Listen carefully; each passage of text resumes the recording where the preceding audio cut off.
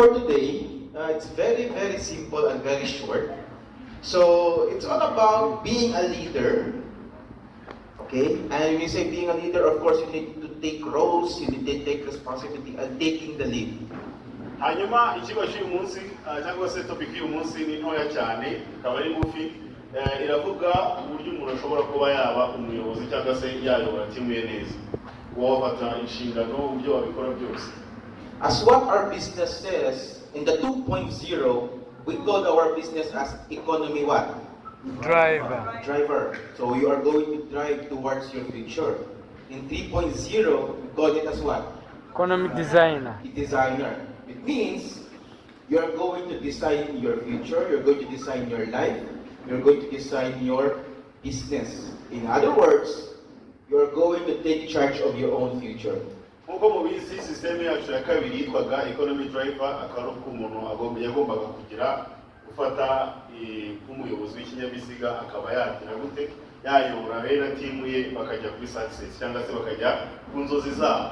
Hanyuma iya gatatu cyangwa se version ya gatatu ikaba yaravuga kuba ari economy designer cyangwa se kugenga no kuba wakora ubukungu bwawe wabugenga mu buryo ushaka. Ubwo rero akaba ari ikintu tugezeho uburyo umuntu ashobora kuba yakira ubukungu bwe akaba yabukora neza ukaba bwatira bwamugeza kuri ejo hazaza heza kuri goals ziwe dreams ziwe byose akabigeraho. Right. So, when you say about leader, what comes to your mind? Iyo tuvuze umuyobozi ni iki wumva muri wowe? Anyone? How do you define when you say about leader or leadership? Ni iki gisobanuro aho ko umuntu witwa umuyobozi? Brother. Be example for others. What? Be example for Be others. example for others. Okay. When you say about leader, what comes to your mind? Oh, he is a leader. So when you say he is a leader, what comes to your mind? Or someone's reader, tough is someone who knows the way. Someone is tough, someone who knows the way. Of course, he goes that way. He shows that way. Yeah. And they walk that way. All right. So that would be a good definition of a leader also. What else? Because I know everyone wants to become a leader. Yes. Who wants to become a leader?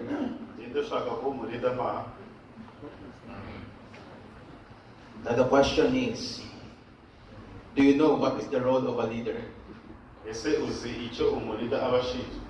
And do you know how to become a leader? Because probably, if you have not yet encountered the business, number one, when we say a leader, it's like someone in a political position, right? Maybe a president. Iyo utari muri business iyo tuvuze umuyobozi utangira gutekereza wenda n'umuntu uri mu buyobozi bwa politike wakumva president, or maybe in a military group, cyangwa se wumva umwe mu bantu bayoboye igisirikare, okay, or maybe a captain in a sports like football and basketball, cyangwa se wumva mu kibuga umuntu uyoboye timu cyangwa se ikipe ye. Okay, and probably you will say a leader, that's someone that leads, right? Iyo tuvuze umuyobozi wumva umuntu uyoboye, sibyo? So probably we heard a lot of leaders in the world.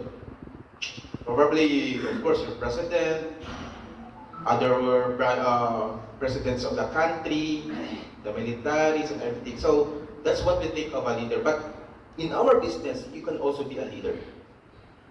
Ubwo rero ushobora kuba wumvishe abayobozi ukajya wumva n'abayobozi b'ibihugu abayobozi bagiye batandukanye ariko no muri business hashobora kubamo abayobozi.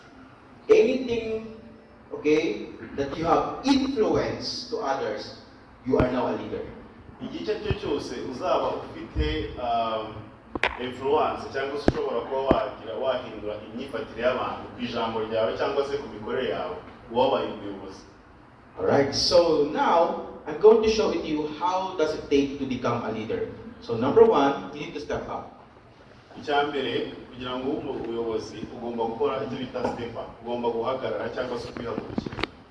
So when you say stepping up, you need to step up means to take the role of a leader. Iyo tuvuze kwihagurukira tuvuze gufata izo nshingano cyangwa se kujya muri uwo mwanya wo kuba umuyobozi. Okay, so when you say step up, you need to go to the next chapter. You need to go to the next version of your life. Because our life here in earth is like a video game. Okay, when you say a video game, have you ever played PlayStation before? Yeah. Where you are going to pass the first stage, and after that, after the first stage, you go to the second stage. And as the stage goes higher, the challenges becomes challenging, right? It becomes very difficult, right? Yeah. So that's the life in earth also plays. So you need to take the next version. You need to be the best version of yourself on the next chapter. Ngo rero uze kuba umuyobozi cyangwa se guhagurukira inshingano no kuzifata no kuzakira bisobanuye ngo uvuye mu gice cyawe cyo nicaye nta muntu n'umuntu utagira inshingano nta nshingano zikubazwa, hanyuma ugafata intambwe ugatera imbere ukajya noneho mu kwakira no kwemera inshingano. Bikaba bimeze nk'umuntu ukina imikino yo muruze mu mateleviziyo cyangwa se muruze mu matelefoni tubona uko uzamuka ku rwego rumwe uva ku rwego rumwe ujya kurukurikira niko bigenda bikomera. Hanyuma rero umuyobozi kugira ngo agere hejuru bisaba ko ajya kugenda aca muri ibyo ngibyo bigenda bimuvuna cyangwa se bimugoye. No muri iyo mikino byabona niko bigenda. So no muri leadership cyangwa se kuba umuyobozi w'itimu yawe nicyo bisaba. Have you still remember the first time you joined the business? Jya wibuka umunsi wa mbere winjira muri business Where you don't know how to present the products? igihe wari utazi no kuvuga product na 24/7 utazi kubivuga, Where you don't know how to talk to people? utazi no kubyo wavugisha umuntu mu mbere business, And you're still doubting if you can do it or not? ukikeka uvuga ati nshobora hari igihe nshobora no kubivuga nkabyica cyangwa se nta nubwo nabizi kubivuga. But because out of desperation, so that you want to become a successful businessman, what did you do? You step up, right? Ariko kubera ko ufite inzozi zo kuvamo umuntu ukora business neza, wabikoze iki? Wafashe inshingano urabikora. You start by sharing the products and the business plan. Gutangira kubivuga utajya kubwira abantu uburyo business plan yacu ikora. You start talking now to your prospects. Utangira kuvugisha abantu bashyashya, abo bantu watumiye. You start now having a business partner. Noneho utangira kugira abantu mukorana cyari kikari ubuzima bushyashya utarusanzwe uzi. And now you're having a group of people under your team. Aka kanya ukaba ufite abantu bari munsi y'abo bantu wazanye bafite bari group ngari. And now you have a big group right now. Aka kanya ukaba uri umuntu ufite team nini inyuma yawe. And now, since you have a big team, people call you as a leader. Akanya rero kuba ufite team aba bantu bose bari munsi yawe bakaguhamagara ngo umuyobozi wabo. So by the way also, let me tell you this. Having position in this business doesn't guarantee you are a leader. Kandi reka babwire dino mbere ko turenga ahangaha kuba waba ufite ahantu runaka uhagaze cyangwa se ranka runaka cyangwa se ikintu runaka bakwitira uzajya bumva bavuga MCSP abantu aho ngaho Philippine Delegate abantu aho ngaho ntabwo bigusobanuye kuri leader. Are you with me? Mm. Okay? Because there are mistakes of some distributors telling, Sir Japs, sir, this is my leader. How can he become a leader? He has no follower or he has no downlines yet. Ikindi nanone hari umuntu ushaka kuvuga ati kanaka niwe muntu nigiraho niwe muntu unyobora muri no business kandi ukajya ukabona uwo nguwo arimo uravuga nta muntu afite umurimo. Ni gute waba umuyobozi nta muntu ukuri inyuma? Oh, you see, imagine sometimes, Mr. Japs, this is my leader. Ugasanga umuntu ashaka kwita rwose Japs uyu nguyu niwe muntu nifatiraho ibyemezo. Your leaders is now also participating in the training, writing. Hanyuma n'umuntu usa n'umuntu wita leader wawe akaba arimo arandika amahanga arimo araza muri training. And after 2 weeks, Hanyuma nyuma y'ibyumweru bibiri they're gone. bakaba agahita agenda. Only I know they quit already. Waba bagiye gute bakwitira. Imagine that. So you cannot say your prospects or you cannot say your client as a leader for the moment. Ubwo turimo turavuga abo bandi bazana umuntu akazana umuntu ati uyu nguyu ni umulida wanjye. Yego ugasanga muri team aravuga ati igihe kanaka acishije uwo munsi ati ni umurida ukomeye cyane basanga kumva hamwe define zavuze ngo yafashije abantu benshi cyane bagiye batandukanye. Okay, so for now, do you really want to become successful? Oh yes. Do you want to have a big group? Oh yes. Are you ready to manage a big group? Oh yes. How sure are you? Oh, you see? Okay. hanyuma arimo arabaza ati uri tayari kuba wagera ku nzozi zawe yego subiza niba ari byo ese wifuza kugera ku nzozi zawe ese ushobora kuba wayobora kompeni cyangwa se ikipe nini uzi icyo bisaba se Maybe. Okay. So because being a leader is a big responsibility. kubera ko kuba umuyobozi ni inshingano zikomeye nini Would you agree? Yes. Would you agree? Yes. It's not just only a position. ntabwo ari umwanya kugira ngo ugire icyubahiro gusa ni akazi It's a big responsibility. haba harimo akazi gakomeye cyane So as you climb up the road of being a leader, iyo uzamuka urimo uraba umuyobozi cyangwa se witwa ngo umurida there are a lot of challenges you are going to experience. hari ibicantege byinshi uzacamo kugira ngo ugereyo Be sure you are mentally tough, cya mbere ugomba kwizeza ni uko ugomba kuba ufite umutwe wakomeye okay, spiritually prepared, ugomba kuba witeguye mu buryo bw'isipirituweli emotionally prepared, ugomba kuba amarangamutima yawe yiteguye and of course physically prepared. hanyuma n'umubiri wawe hanze witeguye Because you are not just only serving one people, but the entire team. kuko ntabwo uba ugikorera umuntu umwe ari wowe ahubwo uba ukorera abantu muri rusange As long as you will go in, if you will never going to step up, you will never becoming a leader. nuramuka rero utazamutse ngo uve ku mwanya uriho wita ngo ni umuntu usanzwe ngo ufate izo nshingano ntabwo uzaba umuyobozi So let's evaluate right now. reka rero dusubire inyuma twibarurire twebwe For those who joined last year, abantu baje muri bizinesi umwaka ushize how's your business last year compared to today? bizinesi yawe umwaka ushize n'uko kanya ukurikiye usubira inyuma bimeze bite Is it increasing or is it decreasing? iri kuzamuka cyangwa iri gusubira inyuma Who says increasing? niba rero bavuga ngo iri kuzamuka Who says decreasing? niba rero kuvuga ko iri kumanuka Who doesn't care? niba ndi batabyitaye batazi Oh, why are you not participating? We are here to learn. How can I help you if you will not tell me honestly? leaders reka twumvikane kuri kino kintu Oh, nibabaza abo biyumva mu gice runaka babajijemo mu byo arabuze ngo muzamure akaboko kuzamura do not be shy. twaje muri training ntabwo twaje kwicara ngo twumve gusa We are here to solve problems. Okay, what would be the problem? Why my business is decreasing and why others are increasing? ikibazo kirabaza ngo kubera iki bizinesi y'umuntu runaka umwe ibiri biramanuka undi aho bizamuka Okay, again, who says that they think that their business is increasing or progressing? dusubiremo ni bande bavuga ko bizinesi yari irazamuka Okay, very good. How about the others? abandi bimeze bite About decreasing? abarimo baramanuka I mean, bisubira inyuma stagnant. It's the same. cyangwa se abagumyemo hagati bakwamiyemo hagati How about the others? abasigaye murifashe Okay. Well, anyway, it's normal. ni ibintu bibaho. So here in our this kind of business, there are people who can do the business make more faster. They can make it progress more faster, and some stagnant, but some they are decreasing.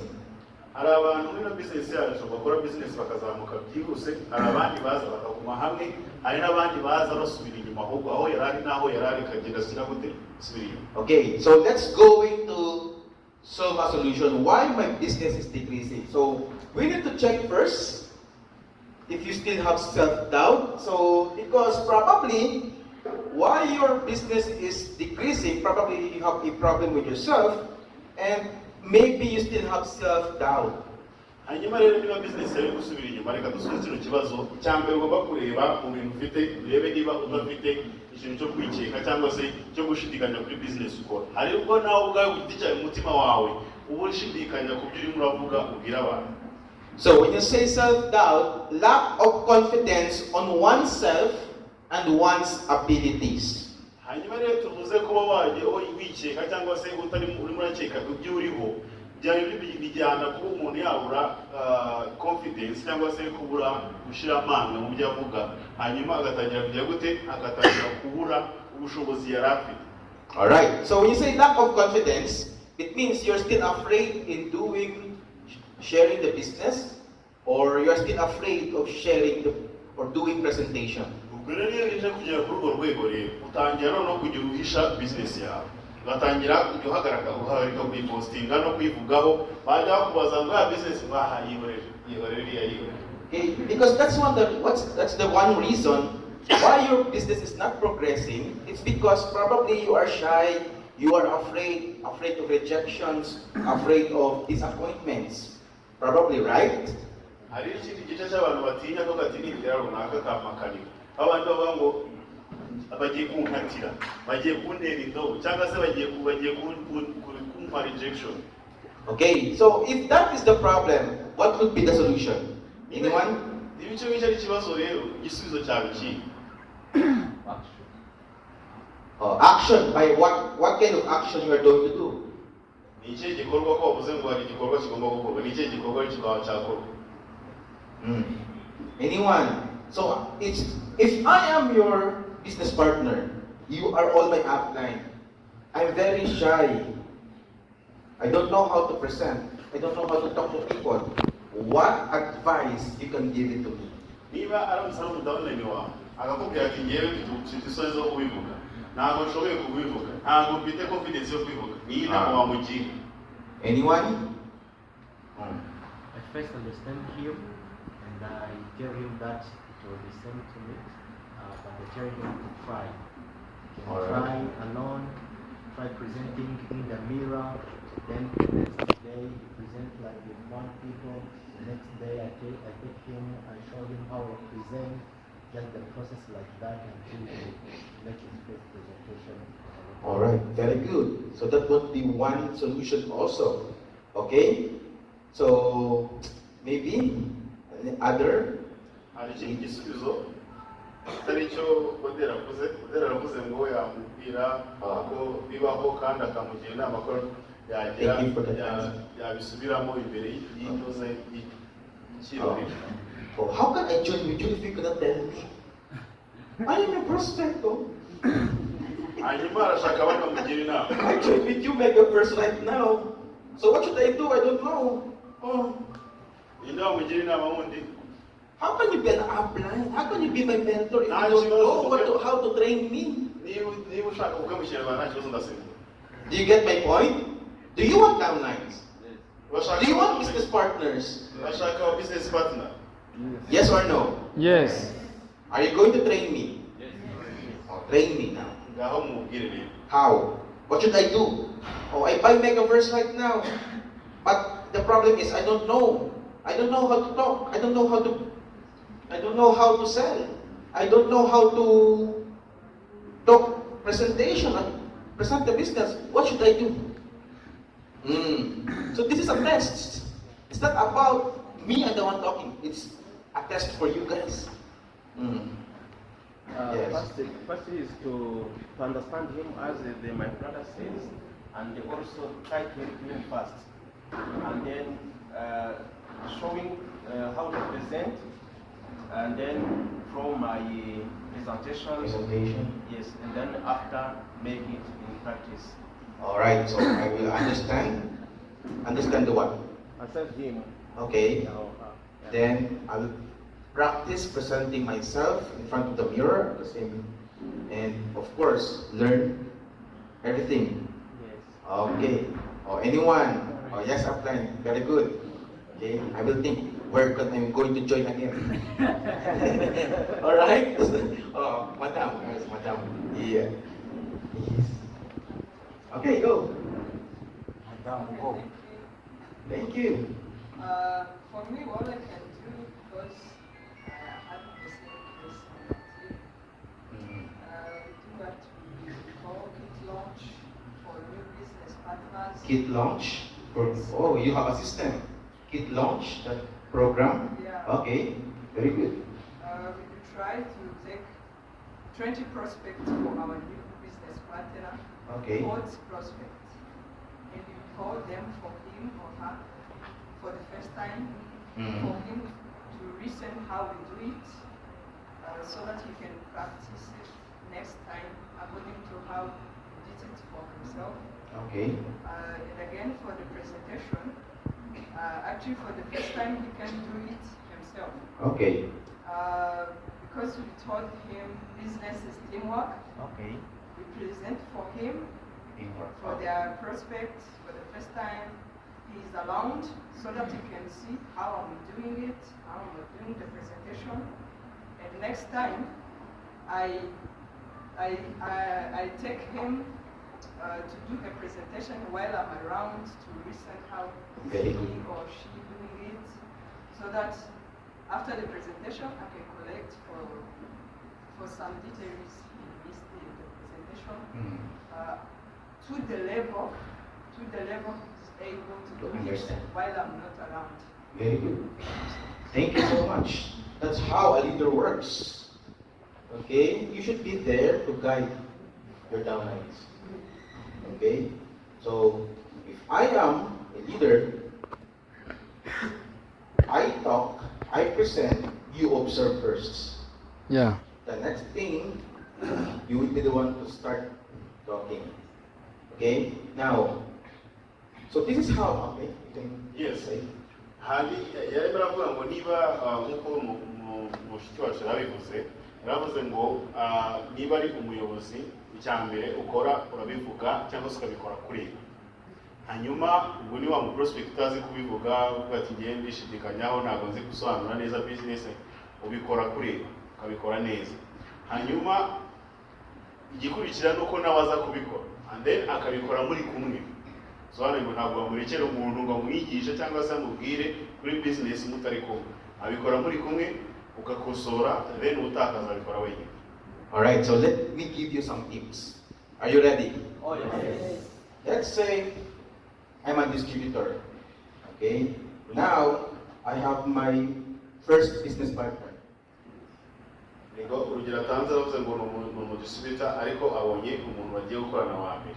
Okay, so me, I'm going to train him all the knowledge that I learned from this business. Okay, how to present and everything, how to introduce himself. Azamwigisha ibyo byose bikenewe by'ibanze kugira ngo akore business ibyo akora presentation byose amwigisha. Now, by next week, let's say I have another prospect. Hanyuma mu cyumweru gitaha akaba yabona undi muntu uje kwitaba aje kumva ku makuru ya business. What I'm going to do is to bring this, my first business partner, and let him observe how I present the business to this second prospect of mine. Icyo azakora azazana wa wundi wa mbere bajyane wa mu business partner wa mbere bajyane kureba wa wundi agiye gusobanurira mushyashya. Okay? Now, if I have another prospect, hanyuma ni hasi uwa gatatu I will bring them to, azazana bombi babiri and I will start by this person. He's now the one to talk to my prospect. afate noneho wa wundi wa mbere amubwire ati noneho niwe ugiye gupresenta yewe na wa wundi mushyashya tugiye kuba tureba. Me, I don't care if the person will join or not. Icyo gihe ntabwo wowe witaye niba uyu muntu bagiye kubwira ari buze kuza muri business cyangwa atari buze kuza. Because my goal Ko intego ye is I'm going to observe how he presents the business. ni ukureba no gutegereza neza uburyo uyu muntu arimo arapresenta cyangwa se arimo aratanga amakuru ya business. Now, if he has prospects, nawe naba afite umuntu I will ask this person now to share the business to his prospect. azabwira wa wundi wa gatatu wambwiye ati noneho jyana na upline wawe wa wundi wa kabiri mugende muvugane ari kuvuga mubwire cyangwa se muganire mu prospect mushyashya. So imagine if left people are presenting to the right prospects of your right team, and your right team presenting the business to your left team's prospects. Imagine. ngaho rero bitekereze neza igihe team yawe y'ubumoso ari izaba igomba kwigisha abaje iburyo hanyuma n'abaje iburyo bakigisha abaje ibumoso. Not only you create what to boost their self-esteem, nta nubwo ari ikintu cyonyine, ntabwo ari cyo cyonyine wagira ko waba wabafasha kugira ngo bazamure gushyira amanga no kuba bashyira ubwoba kuba bavuga kuri business. You also create a good culture of cross-learning. ubufashe noneho n'ikinyuze n'umuco mwiza wo kubafasha cyangwa se timu zombi ziri munsi yawe zafasha, Where your left and right team are helping with each other. aho igice cy'iburyo n'igice cy'ibumoso byawe baba bafasha. Okay? So, and also, as being a leader, okay, you need also to what? Develop more of confidence in yourself. kandi nk'umuyobozi ikintu ukeneye gukora n'umwe mu bantu bawe ni uko wagira gute watuma bashyira ubwoba bagashyira n'amanga bakagira confidence mu gihe barimo baravuga business. Because, as we learned yesterday, and in NDO, do you attend NDO or you have ever experienced training NDO, right? Yes. So what's the first thing you need to do? Remove? Fear and doubts. Remove doubts. Yeah. You cannot remove fear. You cannot remove fear, right? Yes. Only doubt you can remove. Right? hanyuma rero nk'uko tubizi ni nk'uko twabibonye mu mahanuze mu mashuri atandukanye harimo NDO, ikintu cya mbere NDO ikubwira irakubwira ati banza ukuremo gushidikanya. Because if I'm going to bring you upstairs, I will put you at the edge of the building, of course you will go and have fear. kuko nimuzamura nkujyana hejuru y'inyubako amuyegereza hariya neza neza hijyanye n'aho inyubako irangirira uzagira ubwoba. Right? You cannot remove fear. ubwoba rero bwo ntabwo wabukuramo, Only you can remove doubts. ariko gushidikanya byo wabikuramo. So when you say doubts, there are questions in your head asking, what if? Yeah. iyo tuvuze rero gushidikanya tuba tuvuga bya bibazo biza mu mutwe wawe bibaza ngo ese biramutse bigenze bityo. If you're asking, what if it will not work? Then I will ask you, what if it will work? hanyuma niba ubwonko bwawe bubajije ngo ese biramutse bidakoze ndamutse nkiye, hanyuma ubwiye kuba ikibazo cy'isubiza ikindi kibazo kibuza mu mutwe wawe kibaza ngo ese bwo biramutse bikoze. So my dear leaders, remove doubts because it's the only thing that makes your business slow. hanyuma mugomba gukuramo ikintu cyitwa kwishidikanyaho kuko nicyo kintu cyonyine gituma business igenda gake. When you started the business, you're all very excited, right? igihe twari dutangiye business twese twari twishimye sibyo, twari tugiye kuba abakire. Are you excited or not? When you started the business, igihe twatangiye business twari twishimye twese. you start, you bring the package. umunsi wa mbere uza ufite package y'abana nkumva ari wowe. Now you're going to your friend's house. ujya ku nshuti yawe You share the business. ukamubwira business ukamubwira ukuntu mugiye gukira. You haven't started the business presentation. noneho ukaba utaratangira ugatangira gutanga presentation They already say no. bagahita bakubwira ngo oya. You see? So, okay. You heard that in training, it's okay. hanyuma ukavuga ati ntabyo ubyumvishe muri training ko ntacyo bitwaye. Okay, that's your first rejection. iyi akaba ari rejection yawe ya mbere. You go down to your relatives. ukajya kubuza ku bavandimwe n'abantu bo mu muryango. They say again, no. bakubwira ngo nanone ngo oya ntabwo tuza muri ibyo bintu byawe. That's already strike two. ubu akaba ari rejection ya kabiri. You go now to your other friends. ukajya ku bandi bashuti bawe Another no. aho kubita indi hoya. You go to your another friend. ukajya ku bandi bashuti bawe Another no. aho kubita indi hoya. And you got 5 no already. ukaba wowe noneho ugeze kuri rejection ya gatanu. And you start to doubt now. naho utajya kwishidikanyaho. Is this business really for me? ese iyi business ni iyanjye koko. Am I right? Is it correct? Have you experienced that? Because that's normal. ni ibintu bisanzwe bino business. We've been there. And we experienced that doubt, right? ibyo bintu twabiciyemo kandi twabyumvise natwe byatugezeho.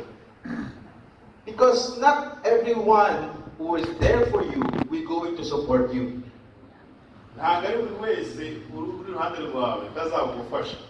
Even your families at first will never support in your business. no mu itangira abantu benshi batangira famille zabo nizo za mbere zavuga ati ntabwo bizakora. Oh, you see? Now, you are now stuck in the middle of your journey. hanyuma rero iyo ugeze mu rugendo utangira urugendo ugatangira kugira gute You are now, okay, you are now asking yourself, is this for me or do you need to go back? ugatangira no kwibaza si none se ni ibyanyu cyangwa mbivemo nigende. What if the business is not good? icyo ndamutse no business itari na nziza byibura. What if I will quit now? ese ndamutse nigendeye sinabaho neza ubundi. What if it will become successful? ndamutse bitambiriye se. What if it's not? You see, you are going back and forth. And that's doubt. ubwo ngubwo rero niko bita kwishidikanya aho umeze gutyo unatekereza ndamutse kwikoza bikunde cyangwa se biramutse bikunde ugasanga umuntu ari hagati. And when you are in doubt, what will happen? You will not take action anymore. hanyuma rero iyo umuntu uze mu gushidikanya uheranwa no gushidikanya ibikorwa bikaba bikeya hafi ya ntabyo. And once you will not take action, what will happen? You're going to quit. hanyuma rero iyo udafashe umwanzuro ngo ufate igikorwa ukora ugaheranwa no gushidikanya amaherezo n'ubundi urimo uragenda usohoka ukwitinya. And when you're going to quit, you start to blame. hanyuma mbere yo kukwitinga hari periyode icamo yo kugira gute yo gutungana intoki no kugira gute no kureninga abantu bakuze muri business. You blame because the package is very expensive. batangira kuvuga ngo umuntu uko ngo pakiri zihenze ntabwo twakorera business. The product is very expensive. na produit nazo zirahenze. You start to blame. You just only want to justify yourself. ugasanga noneho urimo urashaka impamvu zigushyigikira mu kwitinga ugiye gukora.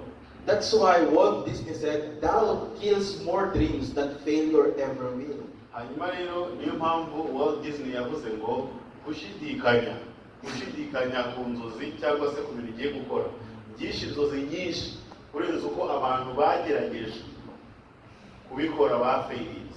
The reason why your business is not yet in progress, because I tell you honestly, you are still doubt in the business and you're still doubt in yourself.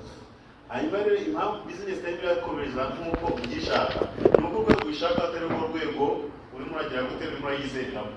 What keeps you doubting? ni iki gituma rero ukomeza kugira gute gushidikanya. What keeps you doubting? shyira akaboko hejuru tubwire ni iki gituma ukomeza ushidikanya. Is it the business or is it your abilities? ni business cyangwa ari ubushobozi bwawe. Your abilities. So you are thinking that you cannot do it, right? urimo uratekereza ngo ntabwo ari iyawe ntabwo wishobora sibyo. You are thinking that you cannot do more than those people ahead of you. ukaba utekereza ati ntabwo ushobora kurenga aho kanaka ari cyangwa se ntabwo ushobora kumurengaho. Then let me ask you, reka yakubaze kino kibazo. then why God gave you another morning to wake up? niba ari ibyo ngibyo kubera iki noneho imana yaguhaye ikindi gitondo kugira ngo ubyuke. Because this, God gives you a potential. All you have to do is to find that purpose. rero imana iguha ubushobozi bwo kugira icyo ukora ufite ubushobozi bwo kugira icyo ugeraho bigasaba gushyiramo ibikorwa kugira ngo ubigereho. You've been praying for an opportunity, right?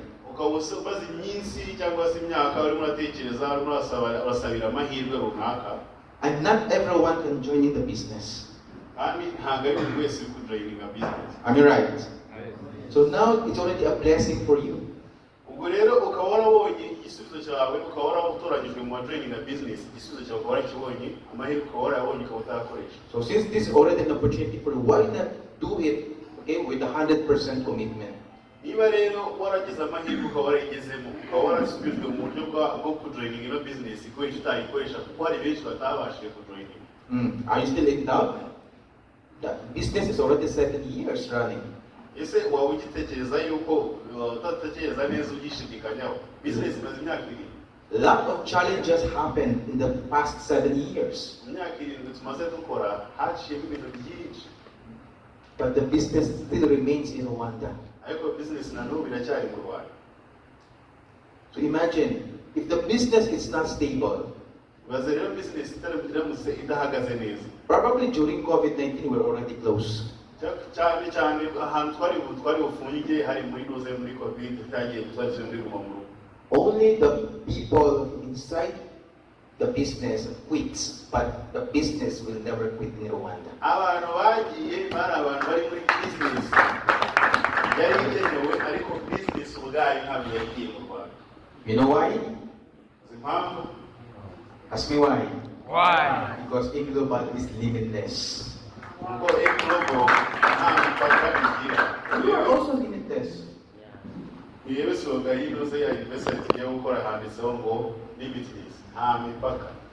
So sometimes we ask ourselves, do I deserve it? I will tell you, yes, you deserve to become successful.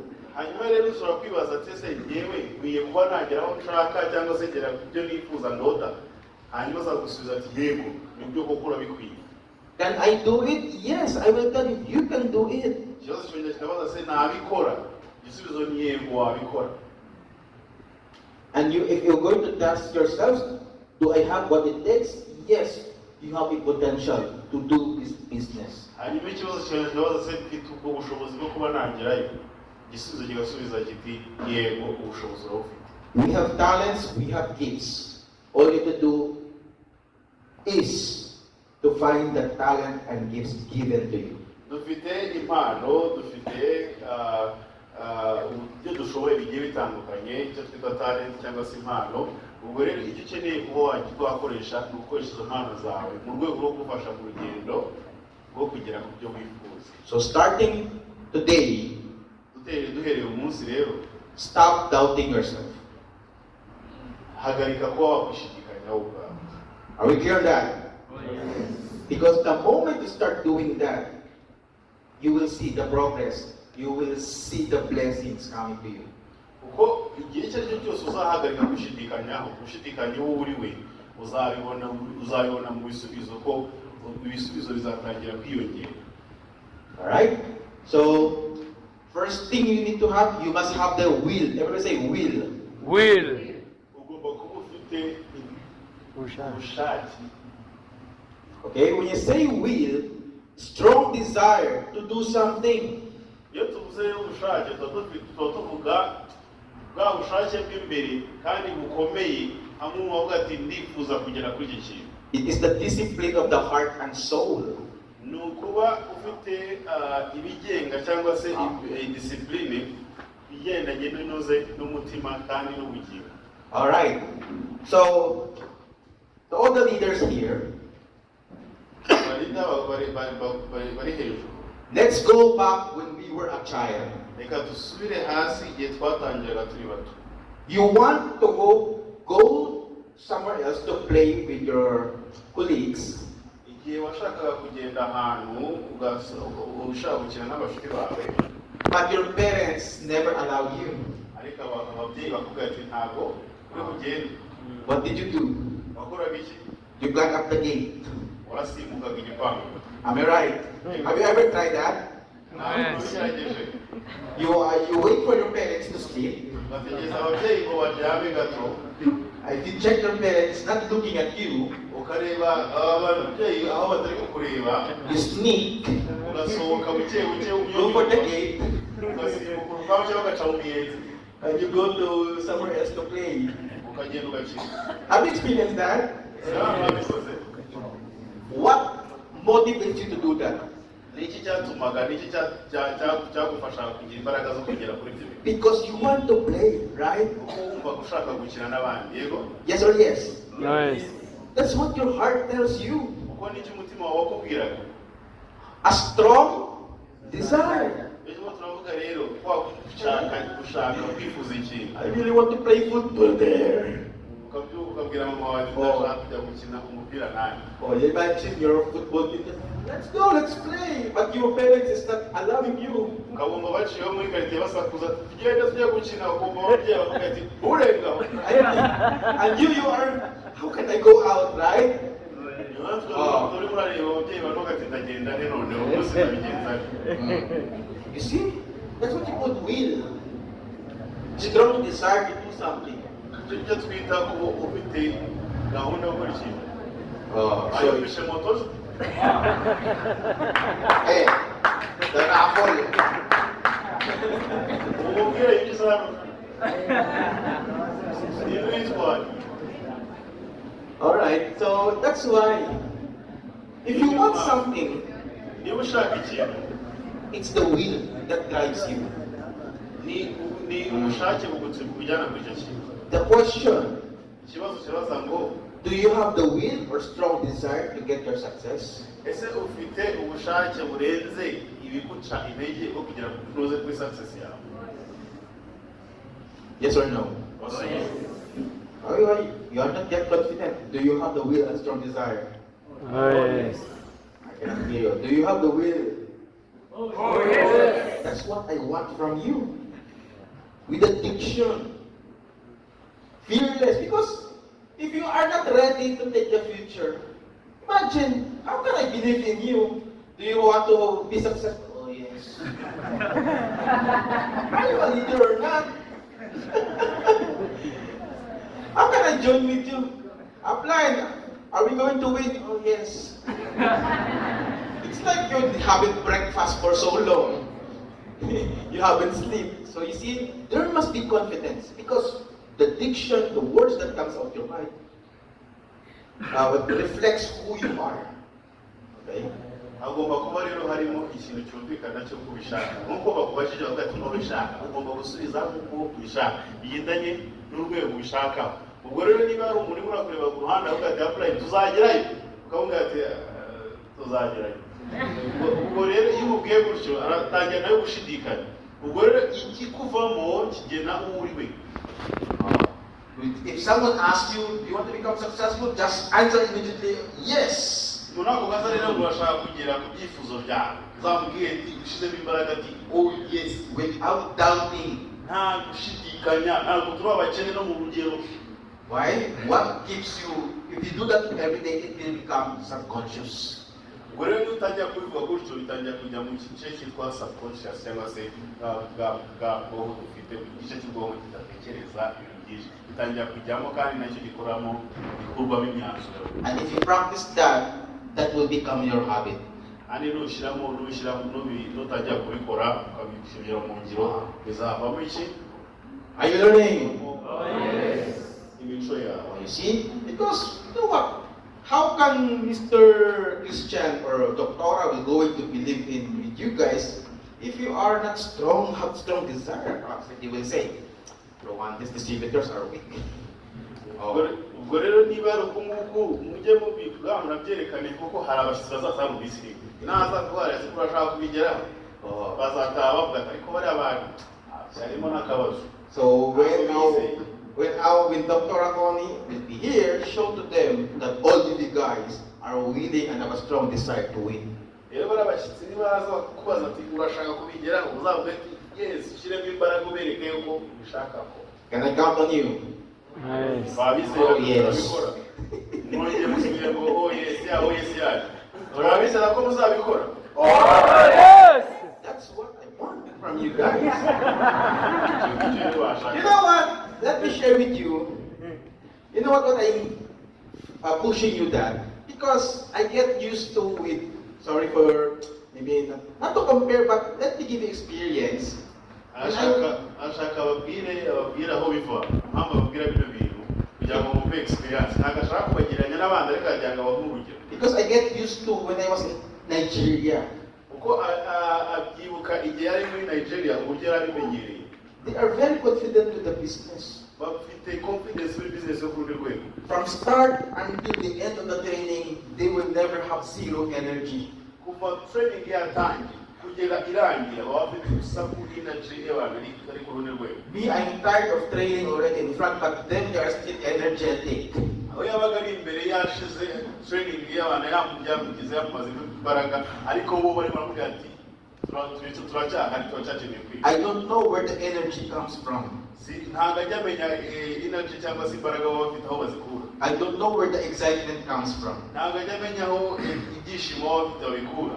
Yeah, because I also experienced during anniversary there, they always compete with the number of tickets bought by other people, by other distributors.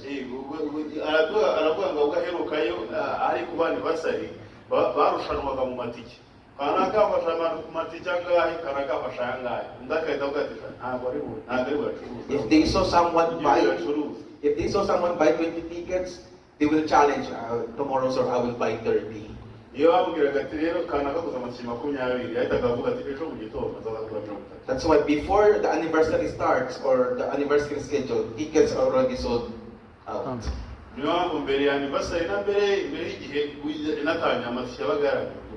I also experienced one time there was a distributor who became gold executive in one day also. hari igihe nanone yari ariyo abana mu distributor ngo ni experience arimo aravuga hari distributor winjiye uwo munsi abana gold executive.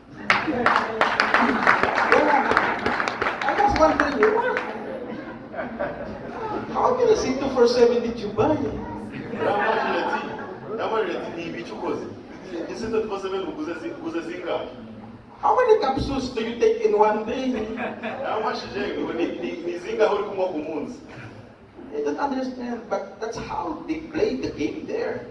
Ngo ntago babyumva neza ariko hariya niko bibera bafite ibyawo bafite ukuntu bafite ibyabo babizamuye ku rwego.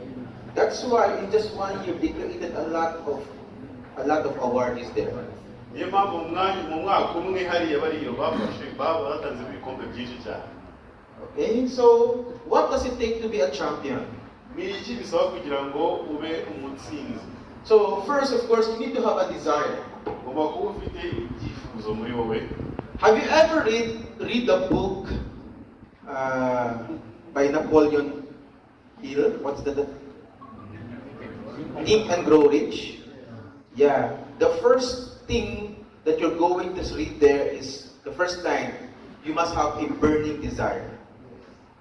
Hanyuma rero abantu basomye igitabo cya Napoleon Hill yitwa Think and Grow Rich. Nabizi ko bimwe mu bintu bya mbere biri muri icyo gitabo cyangwa se by'ibanze bavuga ugomba kuba ufite icyo twita burning desire cyangwa se ibyifuzo bikubuza amahoro. When you say desire, how much do you want to become a leader? How much do you want to become a successful leader? Iyo tuvuze rero kuba ufite ibyifuzo turabaza ngo ni bingana gute, wifuza gute ko waba umulida, wifuza gute ko wagera ku nzozi zawe. Are you learning? Oh, yes. Second, dedication. When you say dedication, how many hours or how committed you are in doing your business? Iyo tuvuze rero dedication tuba tuvuze ngo ni igihe kingana iki, ni igihe ufata kingana iki, ushobora ni ibintu ufata gushoramo bingana iki muri iki kintu. Icyo twita dedication, ubiha umwanya mu gihe cyawe, ubyubaha ku rwego rungana gute. Okay, determination. This is we're going to talk about how committed you are. Iyo tuvuze rero determination ngo ikinyarwanda cyaza guhuramo n'ibindi twavuze mbere, tuba tuvuze commitment, ukwiyemeza kuba wagera ku kintu. It means how determined you want to reach that goal. Ni ukwiyemeza kungana gute ufite ko kugera kuri iyo ntego. Also, concentration or focus. Hanyuma tukagira icyo bita gutumberera ikintu cyangwa se kuba ufite intumbero y'icyo kintu ari cyo kintu cyonyine ureba. Yeah. So for you to become a champion, everybody say champion. Champion. Ako muvuge neza. Champion. Subiramo neza. Champion. Champion. Very good. So if you want to become a champion, desire, dedication, determination, and concentration is the ingredient for you to become successful. Rero bimwe mu bintu ukeneye kuba ufite ibyo byifuzo cyangwa se kwifuza kugerayo, ukeneye kubiha umwanya, kubyitaho, ukeneye kwiyemeza, kudakuka, ukeneye nanone kugira gute kubitumberera ibyo ushaka kugeraho. In short, it's the how willingness you want to win the game. Mu magambo make rero ubibabaye bingana iki? Do you really want to win the game? Yes. Do you really want to win this business? Oh, yes. Do you really want to win in life? Oh, yes. So it's up to you. How's the level of your desire, the level of your dedication, the level of your determination, and your concentration in the business? Rero ibyo byose rero muri mubirikiriza bigomba kugendana uburyo bishaka, bigomba kuba ari bwo buryo biha umwanya, bigomba kuba ari uburyo ubitumberera bigomba kuba ari uburyo ugira gute ubyifuza muri wowe mutima wawe ariko bingana. Now, tell me honestly, in what area here you have some weakness or you are not strong enough? Desire, in regards to desire. Ni bande bafite ikibazo mu ntuze mu byifuzo byabo cyangwa se uburyo bifuza. Do you have a desire to win? Yes. Do you have a dedication? Yes. How many percent? Witubaza muri kangahe kwijana? Yes, everyone can say yes, but how much? At how many percent? Do you have determination? So you need to gauge yourself. You are the only person who can knows your, what you call this, the gauge, the level of the willingness to succeed. Ni wewe muntu rero uzi urwego biriho. Ni wowe uzi gauge cyangwa se igipimo biriho. Alright? According to George Sheehan, he said, success means having what? The courage and the will to become the what? The person you believe you were meant to become. Ariko witwa rero George Nyirwari yaravuze ngo kugira ngo ugere ku byo ushaka bigendera n'iki n'imbaraga ziri mu kwizerera kuba waba uwo ukeneye cyangwa se uwo wagenewe cyangwa se wemewe kuba we. Iyo tuvuze ngo the person you are meant to be, batuvuze ngo ni umuntu wagenewe kuba waba we. Wibuke ko twaje hano ku isi kugira ngo tube iki? Abasigire biki? Twaje ku ino si kugira ngo tube ambassador, sibyo? Ambasaderi w'Imana, right? Ubwo rero niba uzi ko uri ambasaderi w'Imana ubwo ugomba kubyibutswa kugira ngo ube successful. Oh, let me ask you, what kind of person you want to be in the next 3 years? Imyaka itatu iri imbere ushaka wifuza kuba Billionaire. Billionaire. Do you believe in that? Yes. Do you have the courage to do that? Yes. Do you have the will to do that? Yes. How about the others? abandi basigaye bimeze bite? Still the same? No. Of course, everyone will say no. So then what? What kind of person? Oh yeah. You see? The other one is billionaire. That will be okay. I will support you to that. Alright? I know, I believe you can earn. I know you can get that. Oh, how about the others? Abasigaye bimeze bite? Wari bivugiye hano imbere. Do you have the courage to get that? Do you have the courage to achieve that? So that's the question. Because that's success. Are you sure? What if there is a problem coming? Are you sure? What if there are challenges? Will you stay power? You still go on? Are you going to face the problem or are you going to run away the problem? Do you have the courage? Oh yes. You're the witness, Shaiti. Yagize umuhamya wacu. Okay? 2025. I will come back 2028. Azaza muri 2028 aje kureba niba koko muri. Oh, CCTV capture the people. Alright? Let's see, because I saw you say yes. Alright? So, I will come back after 3 years. Let's see if you are still the same person or you are now a different person. Tuzareba myaka itatu rero niba uzaba ukiri aha ngaha cyangwa se ari aho wageze. Are you enjoying? Oh yes. Yes. Okay, so next. Do you want to become successful? Oh yes. Overtake. Icyo twita overtake cyangwa se bya bintu bavuga ngo umuntu mu muhanda babyita kudepasa. Do you drive?